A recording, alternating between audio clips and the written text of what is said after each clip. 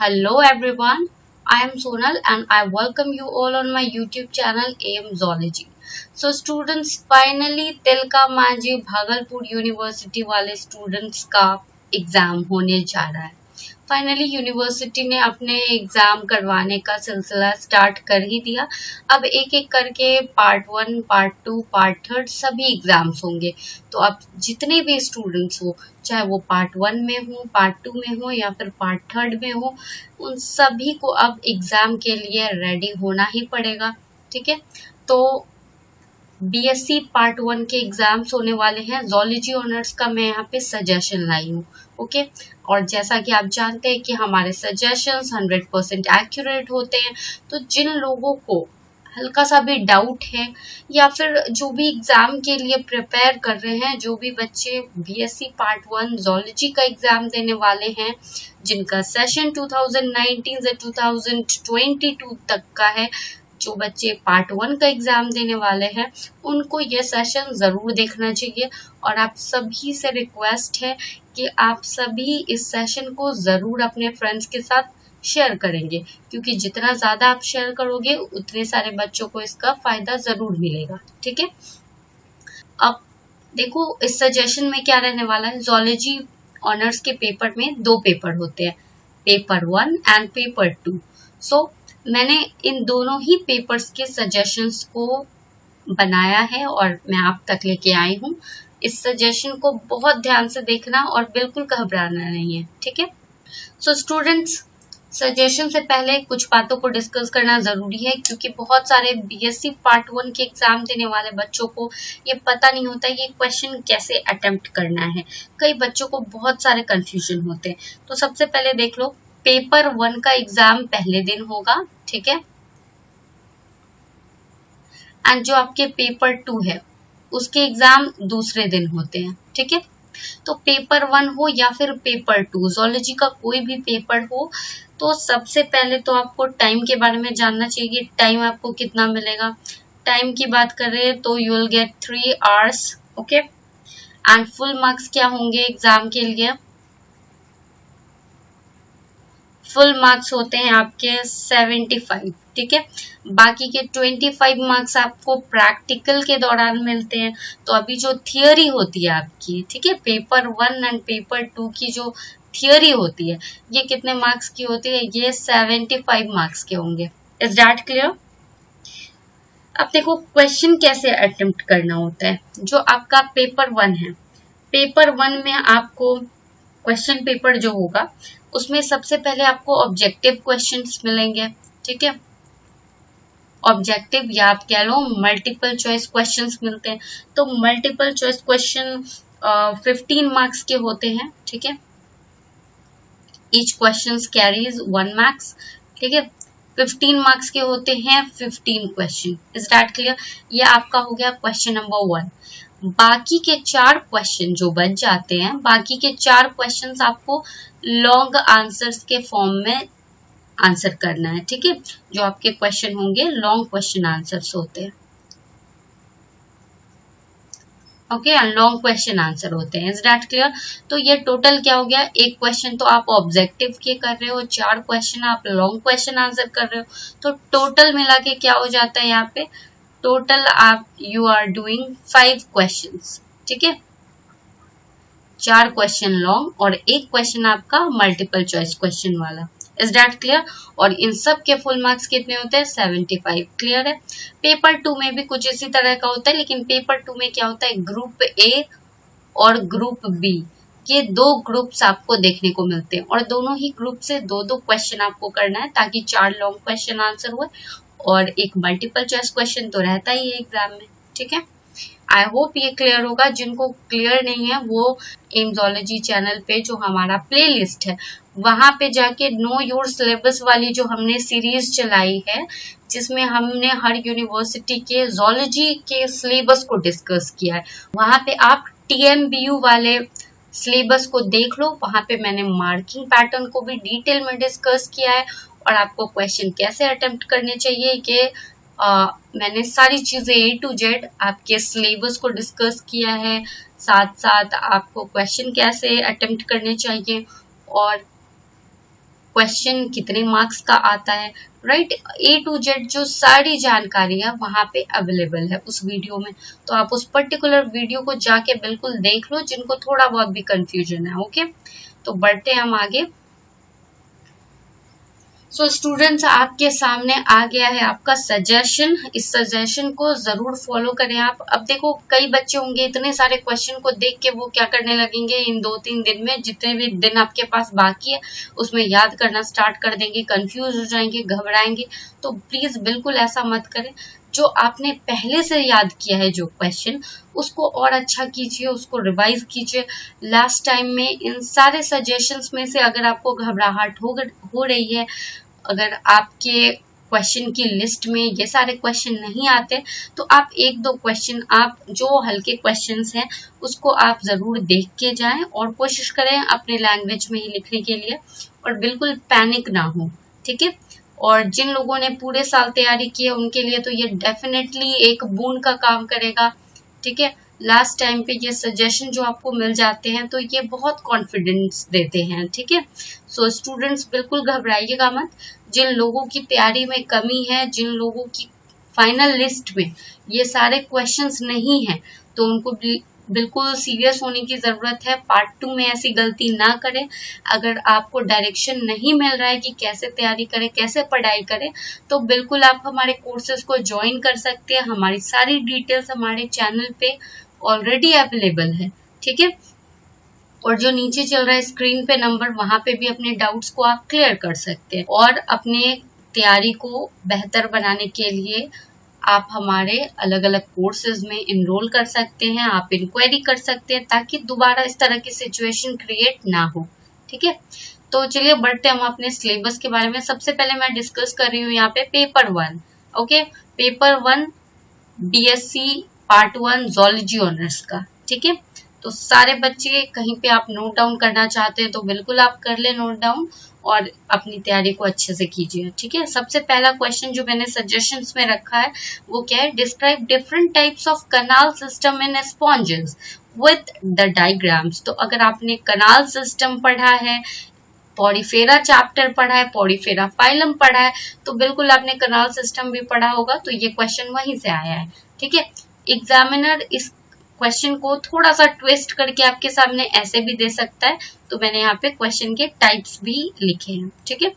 Give the characteristic feature of phylum Porifera, classify the phylum giving characteristic feature with 1 example. तो अगर आपने Porifera की classification को पढ़ा है तो बिल्कुल आप ये क्वेश्चन कर सकते हो। और साथ साथ जो भी फाइलम को आपने क्लासिफाई किया है, वहां पे हर फाइलम में छोटे छोटे क्लासेस, ग्रुप्स में आपने क्लासिफाई किया होगा, तो हर एक ग्रुप में आपको एक एक एग्जाम्पल भी देना है, right.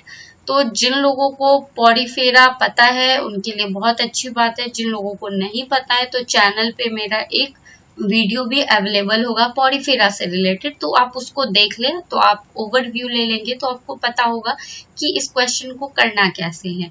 Okay, give an account of structure and life cycle of Wuchereria bancrofti.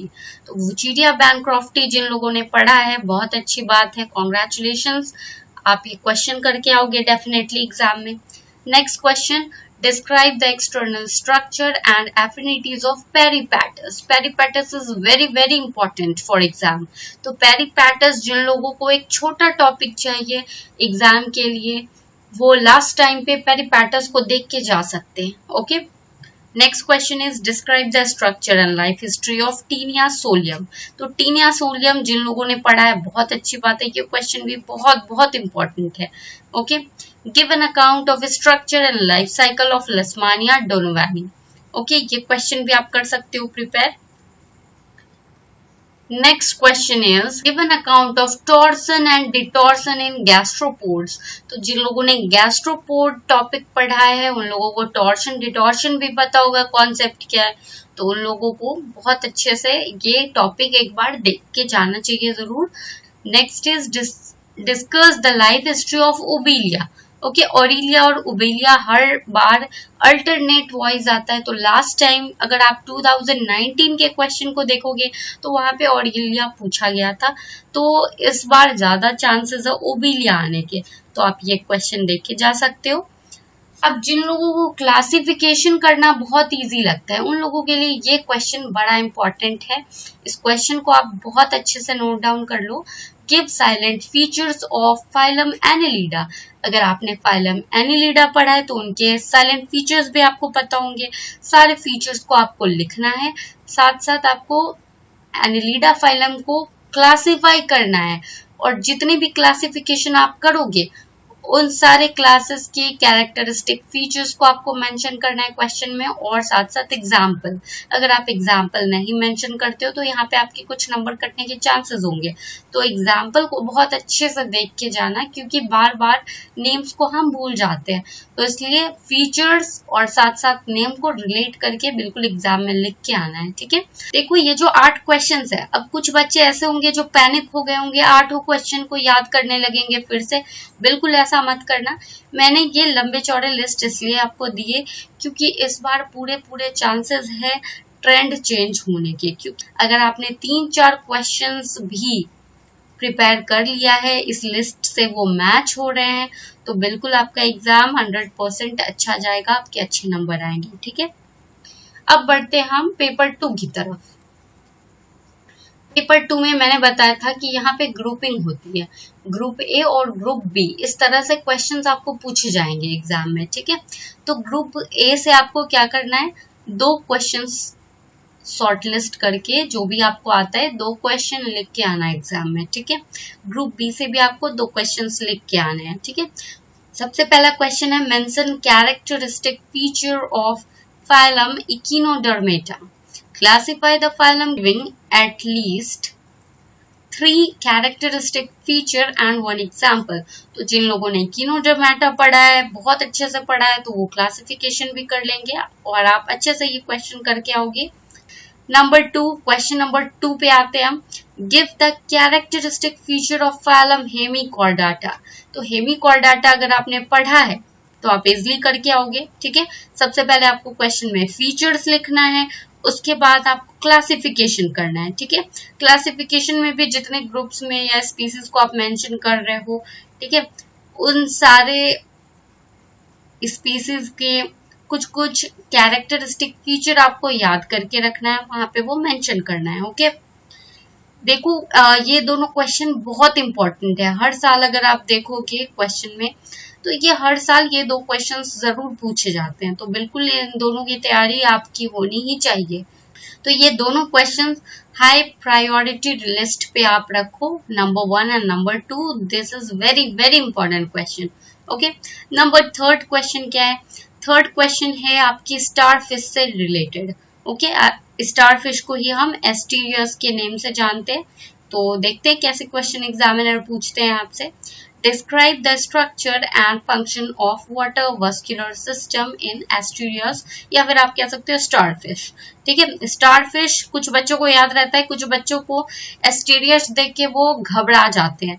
तो starfish और Asturias दोनों एक ही हैं, स्टारफिश को ही हम एस्टीरियस कहते हैं। ओके, और वाटर वस्कुलर सिस्टम देख के तो इजी रहते हैं, बट अगर हीमल सिस्टम पूछ दिया जाए स्टूडेंट्स को तो वो घबरा जाते हैं, कई बच्चे क्वेश्चन को स्किप करके आ जाते हैं। तो बिल्कुल आपको स्किप नहीं करना है। Water vascular system, haemal system, ये दोनों एक ही है। ओके, तो स्टारफिश से रिलेटेड आपको शॉर्ट नोट्स भी पूछे जाएंगे, बट मैंने शॉर्ट नोट्स ना करके आपको लॉन्ग क्वेश्चन आंसर दिया है सजेशन में, क्योंकि देखो शॉर्ट नोट्स की श्योरिटी नहीं होती है, वो कभी भी चेंज हो जाते हैं, बट लॉन्ग क्वेश्चन आंसर में पता होता है कि क्या आ सकता है एग्जाम में। तो इसलिए मैं फोकस करती हूँ कि लॉन्ग क्वेश्चन आंसर ही आपको एग्जाम में दूं। ठीक है, लॉन्ग क्वेश्चन आंसर एक्यूरेसी होती है इसमें। तो students, question number 4 is given account and general organization and affinities of Balanoglossus। तो ये क्वेश्चन बहुत इंपॉर्टेंट है। Balanoglossus अगर आपने पढ़ा है तो बहुत अच्छी बात है, इसको कम टाइम में भी प्रिपेयर किया जा सकता है। अगर आपने ग्रुप ए में कुछ भी नहीं पढ़ा है तो आप इन 2 क्वेश्चंस पे ही ज्यादा ध्यान दो। ठीक है, नेक्स्ट इज ग्रुप बी। अब ग्रुप बी में क्या क्या पूछा जा सकता है, देखो ग्रुप ए के कंपैरिजन में ग्रुप बी बहुत इजी होता है, आप इजीली करके आ जाओगे, ठीक है। तो सबसे पहला क्वेश्चन क्या है, name the major ecosystem of the world, describe grassland ecosystem. अगर आपने इकोसिस्टम चैप्टर पढ़ा है अच्छे से तो आप ये क्वेश्चन बहुत इजीली करके आओगे। ग्रासलैंड इकोसिस्टम को आपको डिस्क्राइब करना है डिटेल में, ओके। अब इसी क्वेश्चन को एग्जामिनर ट्विस्ट करके ऐसे भी दे सकते हैं, डिफाइन इकोसिस्टम। इकोसिस्टम को पहले आपको डिफाइन करना होगा।